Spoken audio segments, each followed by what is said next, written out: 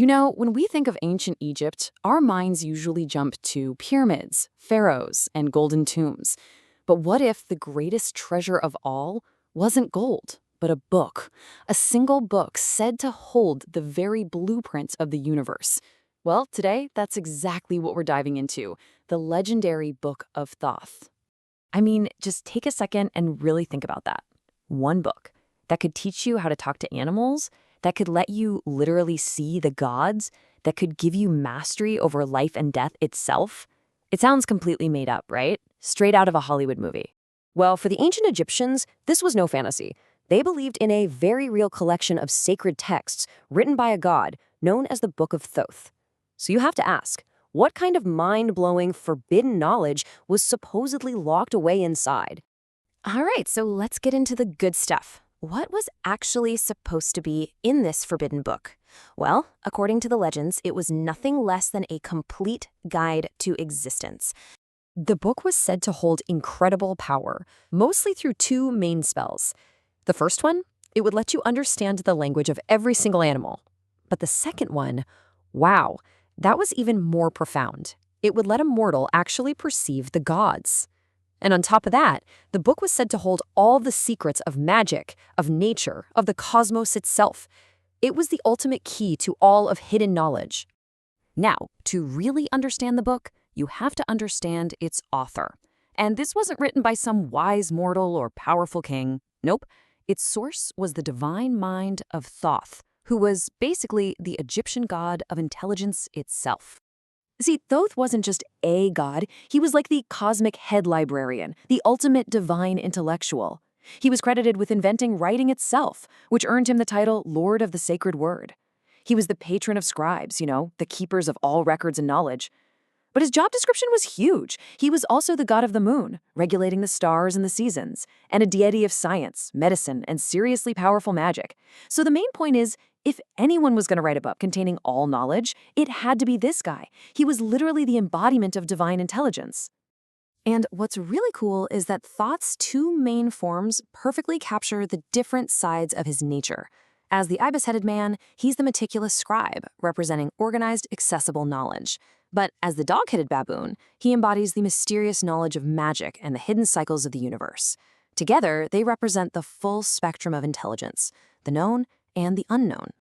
So with a book this powerful just sitting out there, it was pretty much inevitable that a mortal would try to get their hands on it. But this is a classic cautionary tale, a myth about the very real dangers of seeking knowledge that belongs only to the gods. The story centers on a prince named Neferkupta, who finds out the book is hidden at the bottom of the Nile, guarded by serpents. He bravely gets past them and retrieves it, but the gods are not happy, not one bit. As swift punishment for stealing their secrets, they take the lives of his wife and his son. Completely broken by grief, Neferkupta takes his own life and is buried with the book, bound to it for eternity. But the story doesn't end there. Generations later, when another man tries to steal the book, Neferkupta's ghost appears to teach him a lesson, forcing him to return it before he suffers the same tragic fate. And that right there is the core message. This myth isn't just some fun adventure story. It's a profound warning about hubris. The Egyptians believed that while learning was a noble thing, certain secrets were simply too powerful, too dangerous for the human mind. Some doors, they believed, are meant to stay closed. But the story of Thoth's hidden knowledge didn't just end in Egypt.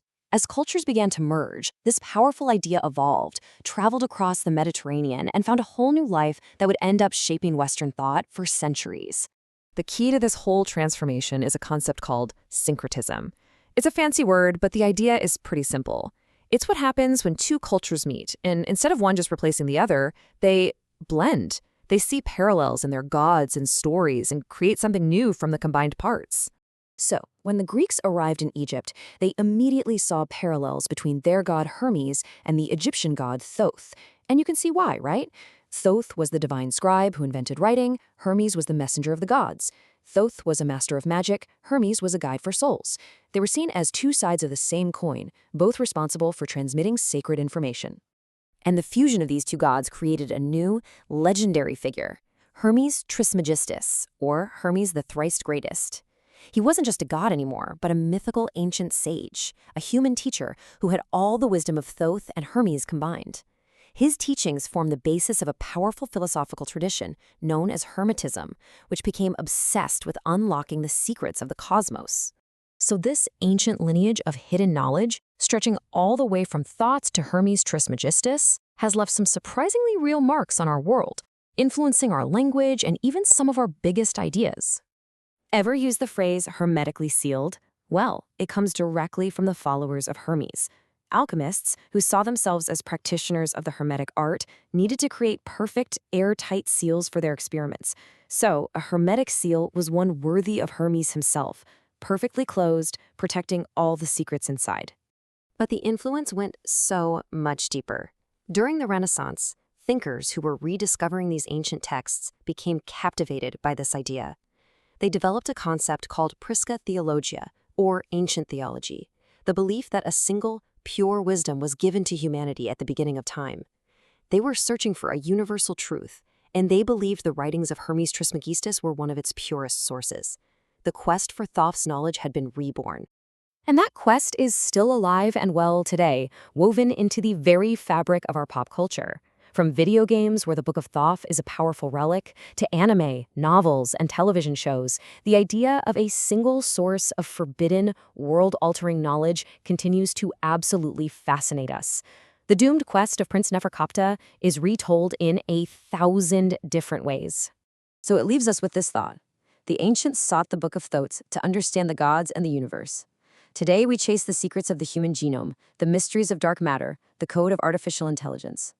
The tools and the texts have changed, but that fundamental human drive to know the unknown, it remains exactly the same. So, what's your Book of Thoth?